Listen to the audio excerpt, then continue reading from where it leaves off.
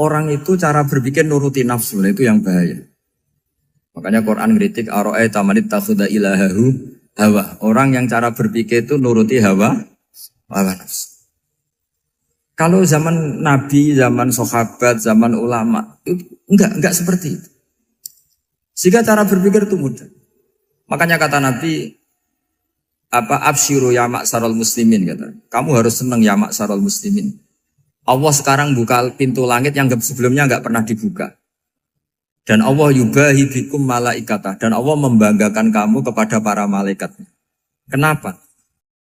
Umatnya Muhammad, umatnya Rasulullah Muhammad SAW, itu kalau sampean kepengen mati setiap saat itu baik, itu resepnya gampang kata Nabi.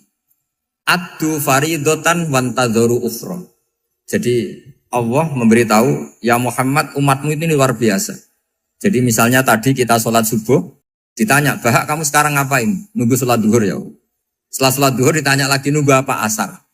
Sehingga faman kanat hijratuhu ila wa rasulih fa hijratuhu ila wahi.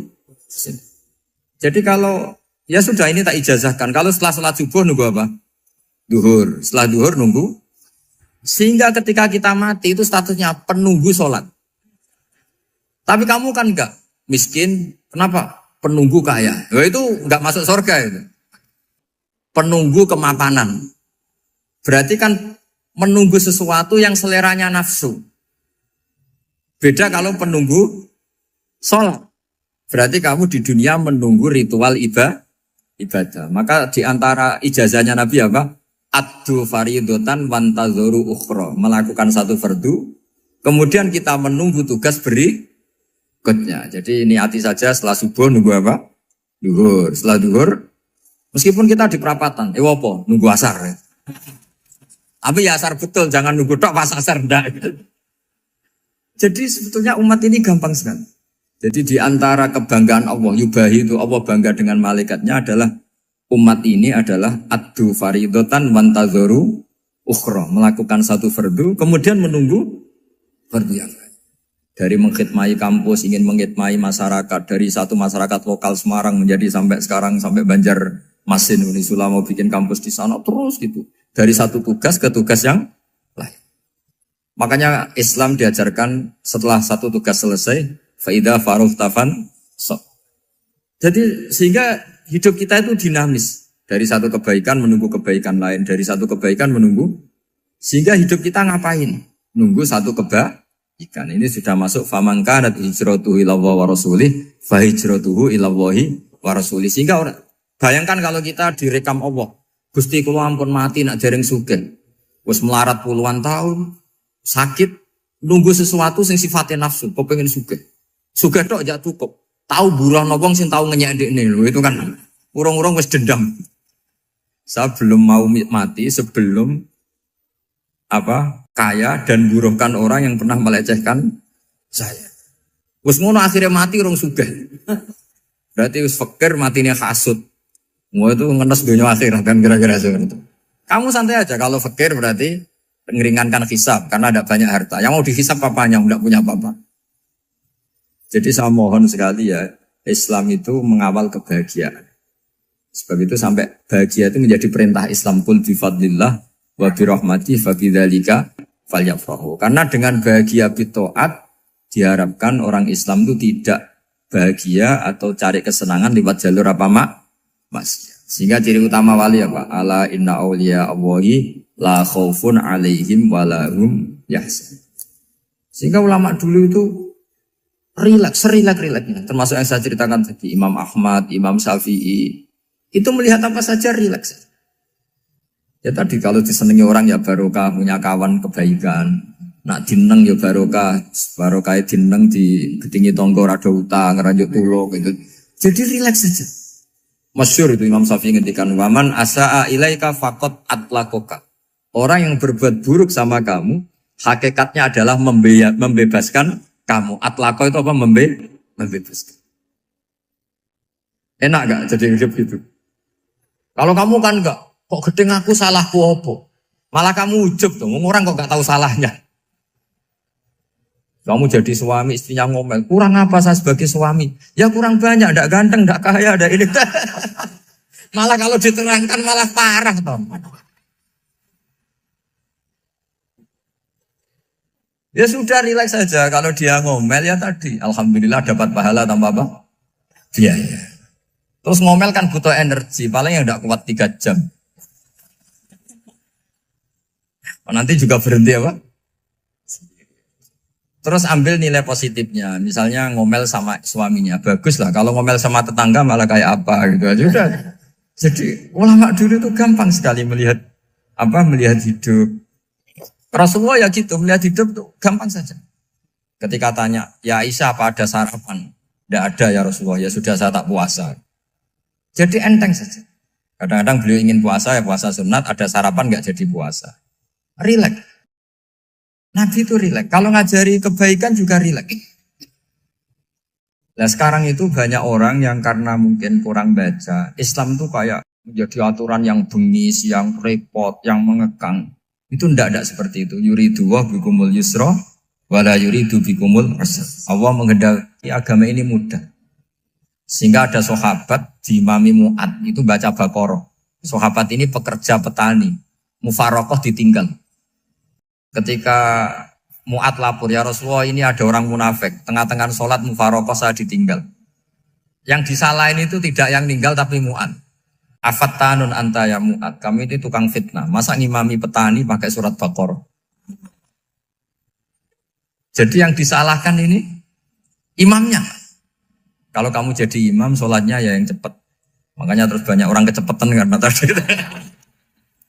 Jadi Nabi itu enteng sekali. Jadi apa ya? Nabi itu beda dengan yang kita bayangkan beda. Nabi pernah ngaji di masjid, kemudian ada tetangga lewat pakai cangkul ke kebun. Semua sahabat gerutu. Ini orang tidak benar. Ada Nabi ngaji ditinggal saja ke kebun tidak ikut ngaji. Jawabannya Nabi tidak. Itu bagus itu ikut sunnah saya. Kenapa ya Rasulullah? Dia kerja nyari halal. Dan untuk menghidupi keluarganya itu juga ajaran saya. Sehingga yang ngaji ya ajarannya Nabi, yang nggak ngaji karena kerja mencukupi keluarga juga ajarannya Nabi. Segampang ini. Kalau kayaknya kamu kan, wes gak roh akhlak kan gitu. Nabi rileks saja Nabi. Sampai bisa lihat itu di bab Fadhailul Kasbi. Makanya ini penting sekali supaya orang itu berpikir Islam atau mendakwakan Islam itu berdasar sanad ya yang muttasil yang pernah dilakukan Rasulullah SAW. Sesuatu yang dilarang Allah itu pasti madharat. Maka untuk melarang seseorang bergantung sama narkoba misalnya atau hal-hal yang bahaya pada fisik, itu satu tentu bagi ahlullah, tentu karena takut Allah. Tapi banyak masyarakat yang memang benar-benar bisa meninggalkan narkoba karena efek buruknya ganja. Bahwa itu mengakibatkan sakau, mengakibatkan tidak sadarkan diri, mengakibatkan kebangkrutan ekonomi macam-macam. Sehingga mereka benar-benar benci sama yang namanya narkoba. Jadi di antara manhajul Quran itu kalau mentakbih, memburuk-burukkan maksiat itu mesti dikritik innahu kana fahisyah. Innahu kana fahisyata wa makta wa sa'a sabila. Innahu kana fahisyata wa sa'a sabila. Diulang beberapa kali. Sehingga dibutuhkan kecakapan untuk menganggap satu hal yang buruk itu fahsyah, sesuatu yang enggak rasional, sesuatu yang tidak positif, sesuatu yang pasti berdampak negatif. Sehingga kalau misalnya tadi dibacakan oleh Qori, kuntum khaira ummatin ukhrijat linnasi ta'muruna bil ma'ruf wa tanhauna 'anil munkar. Untuk berhenti dari kemungkaran itu satu takbihun litil kal munkar atau litil kal munkarat, bahwa mungkarat itu kita cap, kita stigmasi bahwa itu buruk sekali. Seperti Nabi mengajarkan pemuda tadi, masa kamu suka ibu kamu digitukin lelaki lain, putri kamu, bule kamu, bude kamu, sehingga orang ini pikirannya termindset betapa buruknya zina. Sama seperti kita sukses memindset betapa buruknya narkoba, betapa buruknya bahan-bahan terlarang. Begitu juga seterusnya, terus pengkhianat dan sebagainya. Tapi problem manusia adalah dia itu akan mencari kebahagiaan atau kesenangan sesaat. Maka caranya gimana? Keinginan senang lewat maksiat ini dilawan dengan nyaman dengan taat. Saya ulang lagi, nyaman dengan taat. Sehingga ulama dulu punya kalimatul munajat, artinya kalimat hubungan pribadi sama Allah yang menjadikan orang itu nyaman. Dan ini yang diajarkan kitab-kitab tasawuf. Kitab tasawuf itu sukses mengajarkan melihat alam raya ini semuanya nyaman, termasuk yang mengecewakan. Itu dianggap nyaman.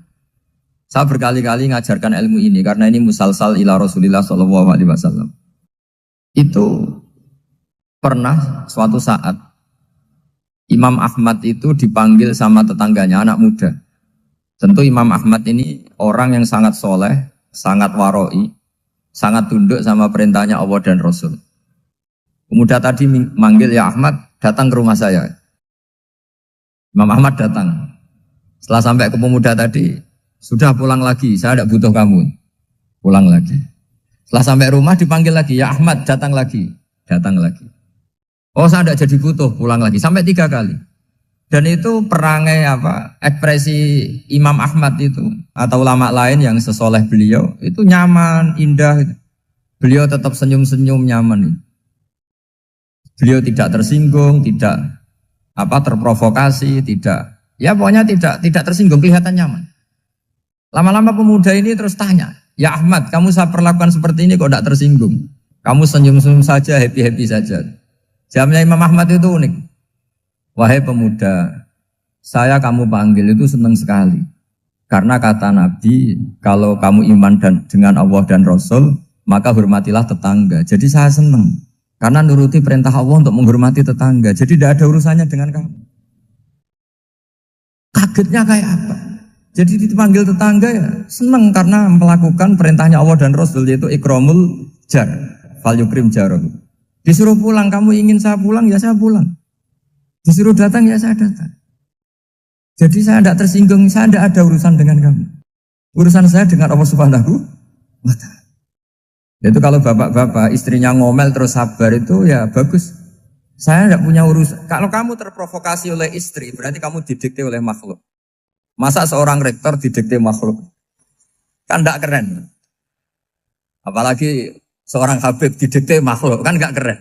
Yang bisa mendikte kita hanya Allah Subhanahu wa Ta'ala. Dan Allah mendikte kita, mengajarkan kita wa ashiruhunna bil ma'ruf fa in karihtuhunna fa'asa an takrahu shay'a wa yaj'alallahu fi khairan katsira. Jadi cara melihat istri kita bawel gitu atau cerewet, alhamdulillah ini ada pahala tanpa modal, cukup sabar.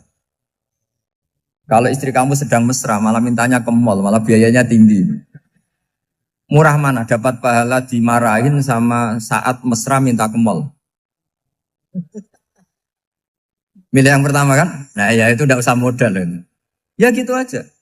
Jadi kalau istri sedang marah, bawel, anggap saja ini rezeki. Dapat pahala tanpa apa? Biaya. Nah, kalau pas rukun malah nantang ke mall, biayanya malah tinggi. Jadi ulama dulu itu melihat dunia itu happy. Pernah Imam Syafi'i dikasih tahu, orang yang tadi nyium tangan kamu ya, itu di rumah menghujat Anda. Jadi dia sopan hanya di depan Anda, kalau di luar menghujat Anda. Jawabnya Imam Syafi'i lucu. Ya baguslah. Yang cerita ini kaget. Kenapa bagus ya Aba Abdillah? Kalau manggil Imam Syafi'i ya Aba Abdillah. Ya berarti saya masih wibawa, di depan saya tidak berani katanya. Jadi dipandang enteng saja. Jadi kalau kamu di depan kamu istri kamu tidak berani belanja, tidak ada kamu belanja banyak, anggap saja Anda wibawa. Jadi enteng saja. Pernah Imam Syafi'i dikasih tahu, separuh dari kampung Anda itu gak suka kamu. Ya baguslah. Kenapa? Oh nak rukun malah bakal utang katanya gitu. Kira-kira yang utang tuh yang rukun apa yang neng-nengan? Yang rukun. Jadi enteng saja. Masyhur itu makalahnya Imam Syafi'i. Waman asa'a ilaika faqad atlaqaka. Orang yang berbuat buruk sama kamu berarti membebaskan kamu. Kalau saya sedang nenengan sama Habib Hasan Toha Putra, beliau naik Alphard gak nawarin saya sah karena baru nenengan. Tapi kalau sedang rukun malah harus repot mana? Rukun sama ndak rukun? Repot rukun sebetulnya. Jadi Imam Syafi'i itu happy saja. Kalau sedang rukun sama tetangga ya dianggap rukun itu satu kenikmatan. Sedang ndak rukun ya dianggap satu kenikmatan. Jadi orang dulu itu serilek itu melihat dunia. Kalau kita kan enggak, ego. Wah saya ini suami kok dimarahin istri. Wah ini egonya bangkit. Padahal egonya bangkit itu ada kebodohan di situ. Yaitu seorang rektor didikte seorang istri, seorang makhluk. Apalagi kalau Anda daftar wali itu tidak akan jadi wali. Ini wali kok tunduk sama makhluk. Karena didikte apa? Makhluk. Maka Imam Ahmad ketika tetangganya bully gitu ya santai saja, beliau happy. Ketika pemuda tadi eskal janggal, kenapa kamu gak tersinggung ya Ahmad? Memangnya saya harus tersinggung gimana? Kan tak panggil tidak jadi, tak panggil tidak jadi. Hei pemuda, saya ini tidak punya urusan dengan kamu. Saya nuruti kamu karena perintahnya. Saya senang melakukan perintah Allah, harus berbaik sama kamu. Sampai 3 kali. Ajarkan Muhammad atau katakan Muhammad pada umatmu. Sebaiknya atau seharusnya mereka hanya gembira dengan melihat fadlnya Allah dan rahmatnya Allah. Ini harus kita pahami mulai dari konstruksi yang paling pokok, yaitu akidah. 2 ahwal. Ahwal itu 1 perilaku sosial. 3 mutammimat, sesuatu yang tidak pokok, tapi kita butuhkan dalam mengawal hidup ini. Saya beri contoh, itu sampai maksiat, itu karena cari kesenangan. Misalnya baru penat itu, ingin seneng, ada orang yang macam-macam lah, ingin melihat maksiat, apa itu pornografi, apa nyabu, apa macam-macam. Itu sebetulnya agama punya konsep yang luar biasa, yaitu seharusnya seseorang itu gembira. Gembira dengan ketaatan. Lalu pertanyaannya caranya gembira gimana? Gembira itu mudah. Jadi misalnya kamu sujud sama Allah Subhanahu wa taala. Terus cara berpikir begini. Ini sekaligus ijazah.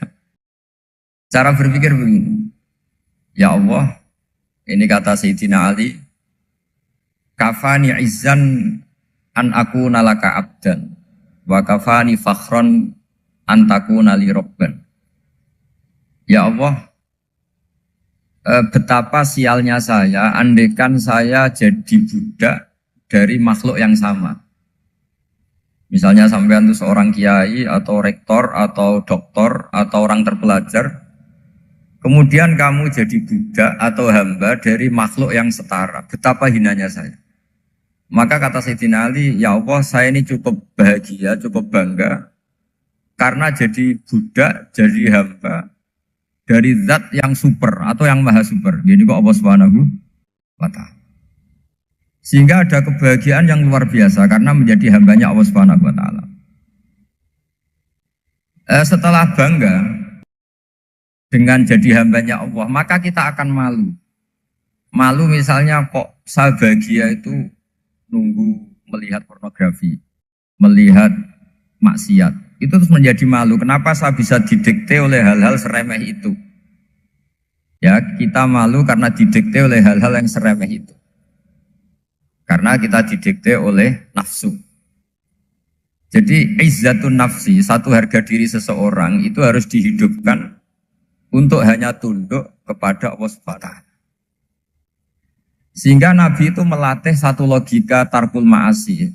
Nabi itu dulu ketika ada seorang pemuda yang ya karena mungkin pemuda ya, dia itu mau masuk Islam, tapi uniknya kata pemuda tadi, saya masuk Islam tapi asal dibolehkan bebas zina. Jadi ini agak sableng gitu. Jadi mau masuk Islam syaratnya dibolehkan apa? Zina atau free sex gitu. Karena orangnya agak hiper. Itu Nabi tidak langsung mengancam dengan neraka enggak. Ketika mau pamit gitu semua sahabat melarang. Mah itu jangan, kamu jangan suan Nabi, itu permintaan yang nggak masuk akal. Setelah lama ditahan, terjadi kegaduhan di masjid, Nabi dengar, itu ada apa itu? Itu ada pemuda yang mau masuk Islam tapi yasta'dzinuhu fi zina. Tapi mereka minta izin Nabi untuk tetap boleh zina. Kata Nabi, pemuda itu suruh masuk, suruh menghadap saya. Ketika menghadap Nabi, saya ulang lagi ketika menghadap Nabi, Nabi mengajarinya itu luar biasa. Nabi tidak langsung mengancam dengan neraka atau dengan azab tunda. Tapi kata Nabi, Atau hibbuhu li ummik. Kamu suka kalau ibu kamu itu jadi demenannya orang banyak. Pondok ya Nabi. Yang demen ibu saya tak bacok kan. Karena ini ya agak preman, di mana-mana orang nakal agak preman. Terus atau hibbuhu li bintik. Kamu suka kalau putri kamu ya digitukan orang-orang. Wah ya enggak Nabi, yang gitukan putri saya tak bacok. Atau hibbuhu li kholatik. Kamu suka kalau bule kamu digitukan. Atau hibbuhu li ammatik. Kamu suka kalau saudara bapak kamu digitukan. Nabi itu mengeset ya. Cara sekarang itu cuci otak mungkin. Nabi itu meluruskan otaknya anak muda itu. Betapa buruknya zina. Cara bahasa Arab ditakbih. Betapa buruknya zina. Kamu suka kalau korbannya ibu kamu, putri kamu, bude kamu, bule kamu. Sehingga orang itu matur ya hasbuka ya Rasulullah, ini sudah cukup. Saya tidak pernah melihat sesuatu seburuk zina. Jadi fa'al qawwa fi qalbihi bughdha zina. Kemudian Allah meletakkan di hatinya, menanamkan benci zina. Sehingga akhirnya pemuda tadi menjadi iffah, menjadi menghindari zina. Artinya begini ya, ini mungkin yang lolos dari para kita sebagai dai, kita tidak belajar banyak tarbiyahnya Rasulullah Shallallahu Alaihi Wasallam. Jadi kalau kita benci maksiat, itu jangan hanya ditakhzir, ditakutkan neraka itu enggak. Jangan hanya itu. Tapi di logika. Jadi kalau kita menghindari maksiat, itu selain karena takut azab, itu ada logika. Ada rangkaian pikiran yang menjadikan kita anti satu perbuatan apa maksiat.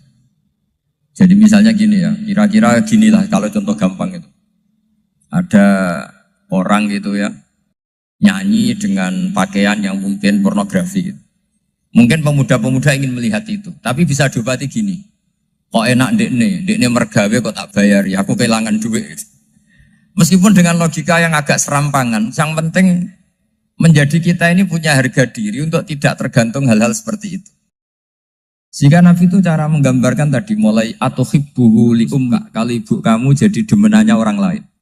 Pemuda tadi bilang yang demen ibu saya mau saya bunuh. Ditambah lagi atau hibbuhu li bintik. Bagaimana kalau korbannya putri kamu, bule kamu, bude kamu. Sehingga terus si pemuda tadi betapa buruknya zina. Betapa murahnya zina. Akhirnya pemuda tadi al-qawwa fi qalbi bughdha zina. Terus kemudian pemuda tadi itu sangat membenci dengan apa? Berzina. Nah, pikiran-pikiran seperti ini harus kita tanamkan. Harus kita tanamkan supaya orang itu benci melakukan maksiat. Karena satu memang takut suhtullah, takut dibendu Allah atau dibenci Allah. Dua memang logika kita mengarahkan tidak maksiat. Saya beri contoh ya betapa pentingnya mindset ya, cara berpikir. Orang itu menjadi kikir itu karena nganggap hidup itu lama dan uang itu penting. Kalau zaman Nabi itu sederhana kalau melihat hidup ini.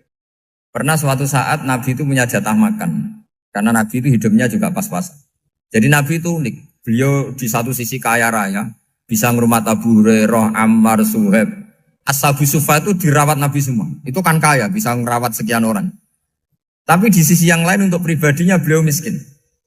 Kadang nggak bisa makan hari itu. Tapi di saat yang sama bisa merawat Ahlus Sufa. Jadi keliru kalau orang hanya cerita Nabi itu miskin, untuk makan dirinya aja susah. Itu keliru. Kelirunya kalau tidak diteruskan, tapi Nabi mampu menghidupi Ahlus Sufa. Singkat cerita jatah makannya Nabi itu dikasihkan orang ketika Nabi tanya, ya Aisyah, makanan jatah saya di mana? Oh ya Rasulullah, tadi ada orang minta tak kasihkan, maka makanan itu habis. Apa kata Nabi? Kamu salah Aisyah. Yang kamu kasihkan itu justru yang masih. Ya yang kamu kasihkan itu justru yang masih. Sehingga Nabi menganggap, makanya Nabi terus ngendikan. Ya kalau mukhatabnya lelaki ya kira-kira begini. Wahallaka min malika illa ma akalta fa'afnaita walabista fa'ablaita. Terus tanya, watasoddaqta fa'abqaita, kata Nabi. Harta kamu ya kamu makan, kemudian ke WC, jadi kotoran, atau punya pakaian mewah, nanti rusak. Watasoddaqta fa'abqaita. Ada yang kamu sedekahkan, yaitu yang abadi sampai akhir. Sehingga banyak pengusaha yang mencintai saya setelah tak ajari hadis itu. Misalnya punya uang 1 miliar karena dia spekulan atau pedagang rawan bangkrut, disedekahkan ke masjid 50 juta, yaitu yang abadi. Jadi kalau suatu saat bangkrut, dia masih punya uang 50 juta di akhirat. Jadi Nabi itu mengajari sedekah itu apa? Ya sedekah itu pengabadian uang. Kalau kita kan enggak, bilang sedekah itu nguras uang. Itu pikirannya setan, dan pikirannya orang Islam. Itu cara berpikir setan, bukan cara berpikir umat apa. Sehingga Sayyid Ali Zainal Abidin itu kalau ada orang minta, kemudian beliau ngasih, itu beliau bilang gini, marhaban biman hamala zati ilal akhirah. Matur nuwun nggih jenengan sing beto sangu kula nate. Jadi dianggap teller saja. Orang yang minta uang beliau itu dianggap tukang nyatet bank ini. Karena sudah ditabungkan. Ya sudah. Kalau kita kan enggak, wah pengemis tuh ganggu gini-gini. Kecuali pengemis profesi ya mungkin kita agak-agak enak. Pada zaman akhir tuh ada pengemis apa? Profesi. Jadi repot teman. Terus tak beri contoh lagi kebahagiaan ketika kita milih Islam moderat. Islam kita diajarkan guru-guru kita, utamanya oleh guru kita Mbah Maimun. Saya juga sering ketemu beberapa ulama dunia, termasuk Habib Umar. Saya juga ikut sowan ke sini pas beliau sama Habib ini Hasan Toha Putra di sini sama orang-orang moderat. Itu cara berpikir juga luar biasa indah. Beliau pernah cerita ya, beberapa ulama lah, banyak yang cerita itu. Saya pernah diceritani seorang alim ketika ada orang ekstremis itu mau ngebom di tempat maksiat. Kebetulan yang maksiat itu kebanyakan ya orang Islam. Karena di negara yang mayoritas Islam. Ditanya sama Syekh Sa'rawi. Syekh Sa'rawi itu mufassir top di mana? Mesir. Ini mau tak habisin karena mereka orang Islam kok maksiat terus. Terus ditanya sama Imam Sa'rawi. Laumatu ala khini ma'asihim aina masiruhum. Kalau mereka mati dalam keadaan maksiat, mereka kemana? Ya ilan nar, mereka pasti masuk neraka. Terus ditanya sama Imam Sa'rawi. Wahal masiruhum ilan nar muradun nabi amlan. Punya umat maksiat kemudian mati masuk neraka, itu yang diinginkan Nabi apa enggak? Ya tidak aja. Ya sudah, enggak usah dibom, ditunggu tobatnya kata. Karena kalau mati dalam keadaan itu ke neraka dan itu tidak yang diinginkan Rasulullah Sallallahu Alaihi Wasallam. Terus ekstremis ini menjadi tobat, tidak berpikir ekstremis Mas. Jadi orang itu harus berpikir mindset yang baik. Meskipun kadang berpikir baik itu ya agak-agak kacau. Ada seorang wali majdub itu kalau berdoa agak kacau, tapi nggak bisa dibantah. Masyhur itu doa itu. Ini sekaligus ijazah, tapi kalau sebelum wali nggak boleh. Itu datang ke makamnya Rasulullah SAW. Terus doanya itu begini. Ya Allah, sekarang terserah engkau. Ya Allah, sekarang terserah engkau. Jika saya kamu jadikan orang soleh, jika saya engkau jadikan orang soleh, maka surra habibuk, maka kekasihmu ini senang. Yang susah musuhmu yaitu setan. Tapi kalau engkau menjadikan saya orang fasik, maka yang susah kekasihmu, yang senang musuhmu. Jadi kan punya dua pilihan itu. Wah itu kan doa tapi kayak teror itu. Ya jadi berdoa di Raudhah. Wah itu pasti mandi itu karena agak-agak maksa Tuhan itu. Ya Allah, engkau punya dua pilihan. Jika saya jadi orang soleh, maka kekasihmu ini senang. Musuhmu yang susah yaitu setan. Tapi jika saya jadi orang fasik, maka musuhmu yang senang, kekasihmu yang susah. Mohon terserah jenengan, mau menyenangkan kekasihmu, apa menyenangkan musuhmu gitu. Kira-kira gimana? Kalau tertarik boleh doa itu dipraktekkan. Tapi kayaknya kalau copy paste itu gak keren, apa? Jadi dulu orang itu muamalah sama Allah dan Rasul itu rileks. Rileks itu nyaman karena ya tadi qul bi fadlillah wa bi rahmati fa bidzalika falyafrah. Sehingga Imam Izzuddin bin Abdissalam itu ngendikan innalladzina yarmunal muhsanatil ghafilat. Di antara kebaikannya ibu-ibu atau mbak-mbak ini harus berstatus ghafilat. Perempuan-perempuan pelupa. Ghafilat itu pelupa. Pelupa dari kenikmatan maksiat sehingga mereka dengan taat. Misalnya ada ibu-ibu atau mbak-mbak atau juga bapak-bapak tahajud, kemudian nyaman dengan tahajud itu. Kira-kira terbersit enggak ingin maksiat? Enggak kan, karena sudah nyaman dengan tahajud, dengan taat. Maka dibutuhkan kenyamanan dalam beribadah. Sebab itu ala bidzikrillahi tatmainnul qulub. Makanya saya termasuk kiai yang setiap ngaji itu happy, seneng. Karena ini untuk kampanye, seneng dengan ngaji, dengan taat itu sudah luar biasa. Kayak apa kalau mereka senengnya kalau nunggu melakukan maksiat. Jadi termasuk bentuk perlawanan kita terhadap maksiat adalah usahakan kamu tuh bahagia, senang dengan taat. Istiqnas billah, mu'anasah billah, farah billah, itmi'nan tumaknina billah. Sehingga ini mencukupkan kita tidak berkebutuhan maksiat. Meskipun kita ya manusia, pasti suatu saat atau sudah pernah maksiat. Serasa diceritakan lah, ini gue mesti gitu. Lah orang-orang dulu itu orang yang sukses mengelola bahagia ma'allah wa billah walillah. Jika wali-wali dulu itu jadi wali itu tidak mesti karena ibadahnya banyak, itu enggak. Mereka orang yang ibadahnya itu biasa. Biasa-biasa sekali. Ulama-ulama dulu ibadahnya biasa sekali. Tapi qulubuhum ma'allah, hatinya itu ma'allah. Itu ada seorang wali itu jadi wali, Umar bin Abdul Aziz yang dikenal khamisul khulafa. Khamisul khulafa. Di luar khulafa ar-rasyidin 4, di antara yang soleh adalah siapa? Umar bin Abdul Aziz. Itu ketika mau meninggal, itu senangnya bukan main. Itu semuanya nangis, beliau senang. Terus tanya, kenapa kamu senang? Memangnya saya kalau mati itu kemana aja? Ila khairi madhubin ilah, ke zat terbaik. Dibang urip mbek kowe bulet atau mbek arhamur rahimin gitu. Yaitu Allah Subhanahu. Jalaluddin Ar-Rumi ketika mau meninggal itu muridnya nangis semua, beliau marah. Kamu harusnya pesta karena saya mau ketemu kekasih saya, malah kamu tangisi, goblok sekali kamu katanya. Jadi orang-orang dulu itu luar biasa. Karena tadi mereka tidak ingin ketemu Allah itu dianggap problem. Harus sesuatu yang membahagiakan. Makanya wali-wali itu kalau berdoa begini. Wa khairu ayyami yauman alqa kafih, dan jadikan hari terbaikku adalah hari ketika saya ketemu engkau ya. Pernah dengar doa itu? Wa khairu ayyami yauman alqa kafih, dan hari terbaikku adalah hari saat ketemu engkau. Aman kan enggak? Sampai mati ku wedi.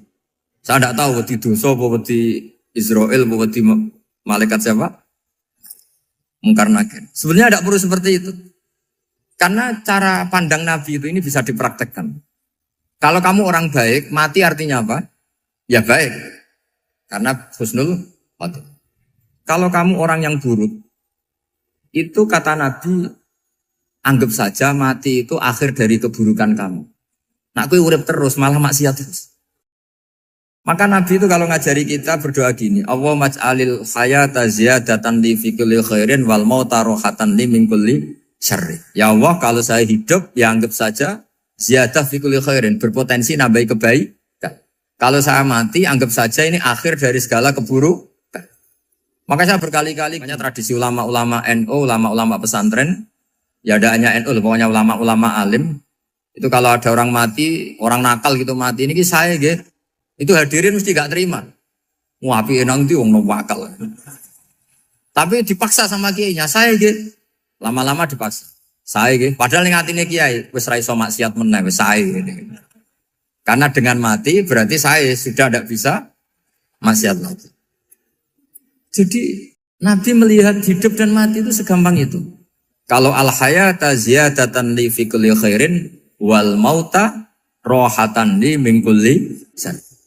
Coba kita ke depan itu kan ada potensi zina, potensi korupsi, potensi maksiat. Yang bisa menghentikan potensi itu apa coba? Mati ya, udah pinter dia.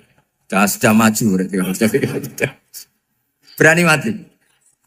Berani. Tapi jangan di sini ngel-ngelo panitia. Artinya yang selama ini kita risau dengan kematian, dengan apa? Nabi ngajari kita tadi. Allahumma maj'alil hayata ziyadatan li fi kulli khairin wal mauta rohatan li min kulli syarr. Ya Allah, jadikan hidup ini sebagai bekal menambah kebaikan, dan suatu saat kalau saya mati, semoga itu akhir dari segala keburukan. Jadi artinya Nabi itu ngajari kita itu positif terus. Sama seperti ulamanya tadi. Nak lagi rukun mbek tonggo ya sanggep ae kanca keapian. Nak nenengan ben ra utang ngoten. Dadi pokoknya penak terus itu. Nak bojo lagi ngamuk alhamdulillah gak ngajak blonjo. Nak pas rukun ya alhamdulillah kok lagi rukun. Jadi gampang semua. Makanya ada seorang alim itu ngendikan begini, ada yang tanya. Saya tuh dulu ketika kaya, teman saya sering main ke saya. Setelah saya miskin gak ada teman-teman yang ke saya. Dikira si Habib ini kebetulan orangnya Habib itu mendukung keluhan dia. Ternyata enggak. Si orang alim itu bilang gini, malah bagus tuh gitu. Kowe wis melarat buruhe wong. Ya sudah kamu miskin buruhnya orang lain. Misalnya tukang manol di pasar atau tukang becak. Kemudian teman-teman kamu datang, malah kamu malu tuh jadi tontonan. Bagus kalau mereka lupa, pas kamu miskin tidak ada yang lihat katanya. Jadi apa ya, dianggap enteng saja gitu.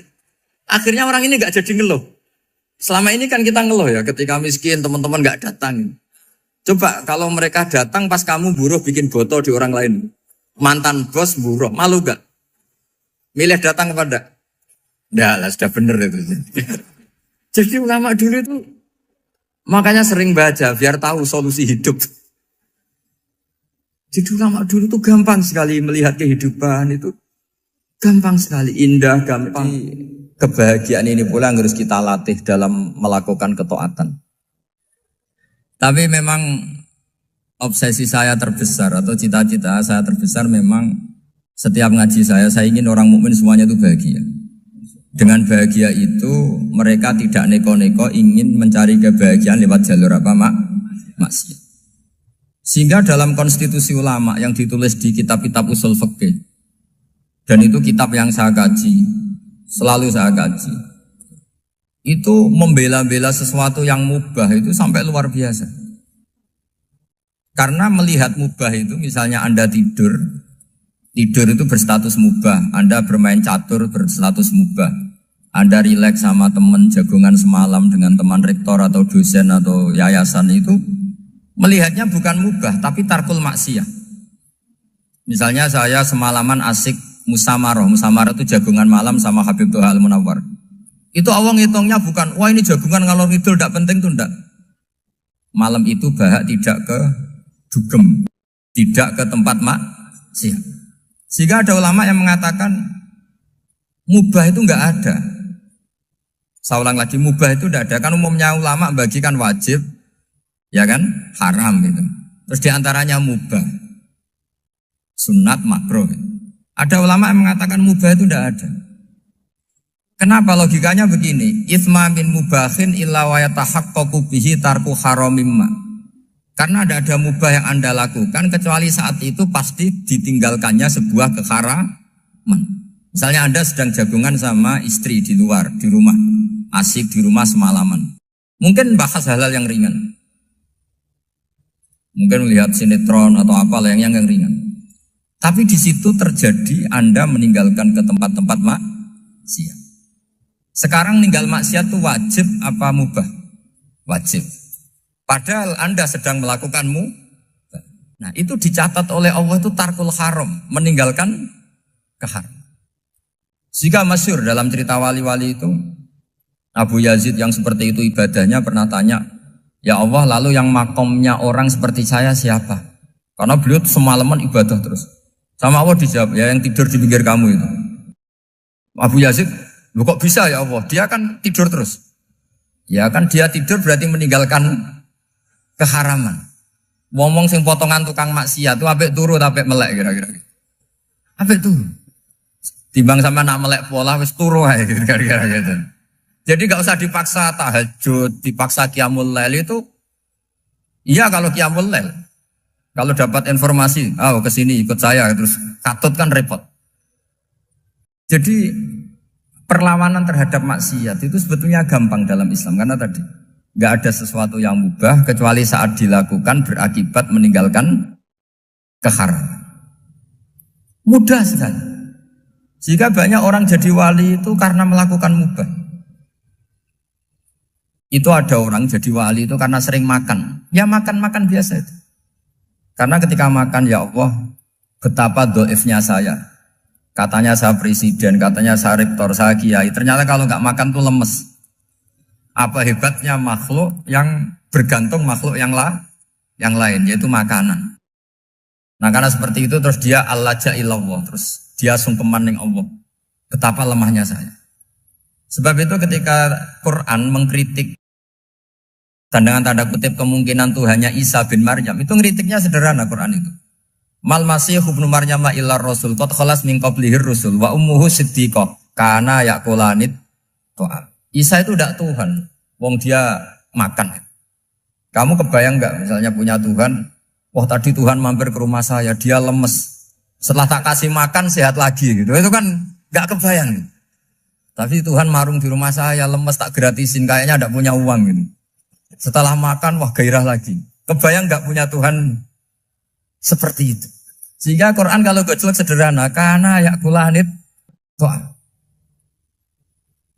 Sehingga wali-wali itu kalau makan itu sadar lemahnya dirinya, betapa dirinya tergantung makanan. Sesuatu yang tergantung itu artinya tidak hebat, tidak Tuhan. Jadi untuk menjadi wali, untuk menjadi dapat ridhonya Allah itu sebenarnya sederhana. Termasuk ada cara jadi wali yang agak kacau, tapi ini ya benar, asal niatnya benar. Misalnya Unisula besar, ya kurang besar lagi. Kita sudah punya uang, kurang banyak uang lagi. Itu Nabi Ayub, itu kan seorang nabi. Pernah diuji, oh ini ada di Sahih Bukhari. Nanti kamu tanya, hadisnya Sahih enggak? Ini ada di Sahih Bukhari. Kadang orang kota itu aneh. Enggak ahli hadis tapi tanya, Sahih enggak? Padahal andai kan dibodohi Sahih, ya ngandel saja. Jadi kadang ya aneh. Oh enggak tahu kok tanya. Itu Nabi Ayub itu sudah kaya, pas itu sudah kaya. Bukan cerita yang masih miskin, memang sudah kaya. Beliau di kamar dihinggapin satu belalang dari emas. Setelah belalang itu dikejar, ternyata yang jenis itu banyak, semuanya dari emas. Ngambil sana sini, ini yang kesak ini dipenuhin, saku ini dipenuhin, sampai banyak. Sama Allah digojlok, kamu itu Nabi saya, kenapa kamu mengumpulkan harta sebanyak itu? Kamu itu Nabi saya kok rakus? Jawabannya Nabi, ya Allah, siapa yang bisa kenyang dari rahmatmu? Ya, jadi kalau kamu punya uang 1 miliar, kok ingin 1 miliar 100, ingin 1 miliar 200, itu cara ngitung bukan uang. Ya Allah, siapa yang bisa kenyang dari rahmatmu? Karena rahmat Allah tidak terbatas, sudah Gusti tenang saja. Meskipun saya gini, rahmat Anda tidak akan habis. Sehingga waroi ada ilmunya, tomak juga ada ilmunya. Termasuk rakus itu juga ada ilmunya. Misalnya begini, ini contoh rakus yang ada ilmunya begini. Ini saya beri contoh. Mungkin yang boleh niru orang-orang soleh, kalau nggak soleh jangan. Imam Syafi'i ini cerita nyata. Imam Syafi'i itu dulu ketika ngaji masih muda itu nggak suka sama guru yang kaya. Kebetulan dia punya guru miskin terus. Namanya Sufyan As-Tsauri, itu miskinnya Masya Allah. Sufyan bin Uyainah juga miskin. Jadi dia miskin, punya guru miskin terus. Sehingga idolanya ya sama guru-guru yang miskin. Suatu saat guru-guru ini menyarankan dia ngaji Imam Malik. Imam Malik itu kaya raya. Itu babutnya Imam Malik, kalau diinjek itu mata kakinya tidak kelihatan, saking halusnya. Kalah, Indonesia lah kalah. Imam Malik itu gaya. Kalau ngaji di kursi tinggi terus pakai bukhur itu, pakai dupa Arab yang mahal. Pokoknya mewah kali Imam Malik. Terus dia mulai, ini kiai kok kaya. Kemudian setelah beliau alim, tanya, saya harus ngaji siapa setelah ilmu jenengan habis kira-kira gitu. Kata Imam Malik, sudah, kamu tidak usah perlu ngaji saya, kamu sudah alim alama. Terus Imam Malik datang ke Baki. Zaman itu Baki itu semacam kayak rentalan ya, semacam Grab lah kalau dulu itu. Mana kafilah yang mau ke Irak? Ya sudah terus, oh kita mau ke Irak. Ini antar ke Muhammad bin Hasan As-Syaibani. Itu dibiayai sama Imam Malik. Grabnya ya dibayarin, itu kafilahnya itu ya dibayarin. Imam Syafi'i disangoni surrotan min dhahabin. Jadi satu kepes uang dikasihkan. Itu pernah tak hitung semurah-murahnya itu sekitar 60 juta. Imam Syafi'i mulai mikir, kiai yang saya kritik lomo, sing kiai miskin tak puji, gak pernah ngamal kan, tentu orang miskin. Setelah datang ke Muhammad bin Hasan As-Syaibani, beliau itu pakar usul fikih, muridnya Abu Hanifah. Beliau al-usuli, pakar usul fikih. Itu Muhammad bin Hasan As-Syaibani itu kalau ngitung emas, itu di ruang tamu. Uangnya miliaran, emasnya banyak. Dari kota ini dipindah ke kota ini. Mas, kalau ngitung di ruang tamu. Bukan di kamar, di ruang tamu. Imam Syafi'i tambah kaget. Imam Malik kayak gitu sudah saya soal, malah ini kaya raya. Setelah Imam Syafi'i kelihatan kaget, digojlok sama Muhammad bin Hasan Asyibani karena beliau senior. Atak jabu min hadza, kamu aneh melihat ini? Iya. Kenapa? Ulama kok kaya raya. Terus kata Muhammad bin Hasan, ya sudah, uang ini tak kasihkan orang-orang fasik, binti gue demenan, gue nyabu, gue macam-macam. Oh jangan, nanti dipakai maksiat. Oh jenengan mawon sing sugih. Semenjak itu Imam Syafi'i rubah mindset. Jadi kalau kampus ini ingin akreditasi A, ingin mulia, ingin apa, kamu ridho kalau yang punya prestasi seperti itu adalah orang-orang fasik. Ridho enggak? Enggak kan? Maka didoakan ini. Nah itu namanya berpikir secara usuli. Kamu jangan hanya nuruti karena berpikir waroi terus kamu benci kekayaan. Kan tidak bisa seperti itu. Karena pangkat dan kekayaan ketika dikelola secara kesolehan maka akan menjadi energi positif yang luar biasa. Semenjak itu Muhammad bin Hasan Asyibani berhasil mendidik Imam Syafi'i. Sampai akhirnya keterusan Imam Syafi'i berpendapat kalau orang Islam bisa bikin rumah tingkat kok punya rumah reok itu haram. Akhirnya keterusan. Kalau bisa jadi bupati kok jadi ketua RT juga haram. Karena al-Islam ya'lu wala yu'la alaih. Islam itu luhur bukan bisa diluhurin.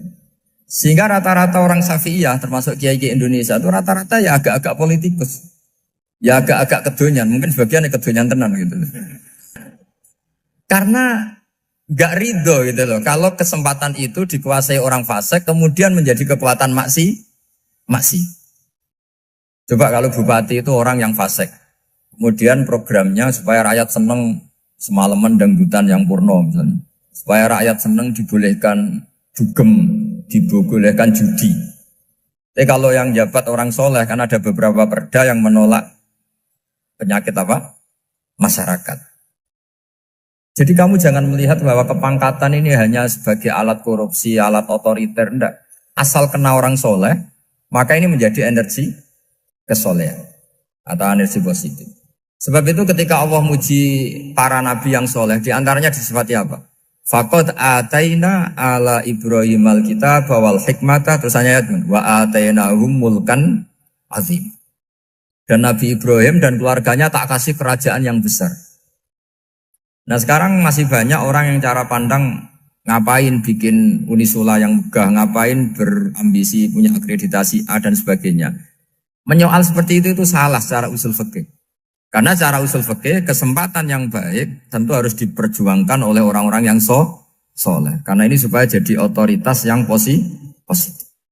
Itu dulu ada latihannya. Jadi orang dulu itu gampang sekali ketika milih miskin ditanya, kenapa miskin? Saya ingin hisab saya ringan. Tapi ketika mereka kaya, yang soleh, supaya harta ini tidak dipakai orang yang nanti dipakai maksiat. Kita misalnya orang soleh mau pangkat, karena kita ada ridho, kepangkatan itu dipegang orang maksiat, kemudian menjadi energi maksiat. Begitu juga seterusnya. Maka ulama dulu itu rileks. Sampai Nawawi Al-Bantani itu nanti bisa dicek di tafsir Qul hal yastawil ladzina ya'lamuna wal ladzina la ya'lamun. Beliau muji-muji ulama. Kemudian ada seorang yang agak hasut mungkin. Tanya begini. Hebatnya ulama itu begini-begini. Terus ditanya, tapi kenapa kita sering melihat ulama ngantri proposal di rumahnya bupati kan? Sementara bupati enggak pernah datang ke ulama ngaji ihya. Jawabannya Imam Nawawi itu unik. Ya karena ulama itu tahu gunanya uang, sehingga nyari uang untuk pondok, untuk masjid.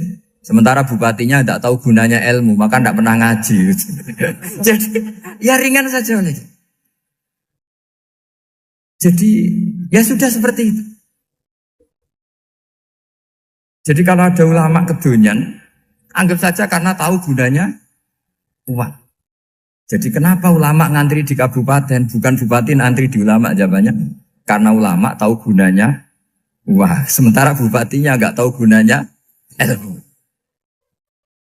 Kira-kira gitu lah. Ada ustadz tidak ganteng, kesensem rondo cantik, karena tahu gunanya ustadz itu.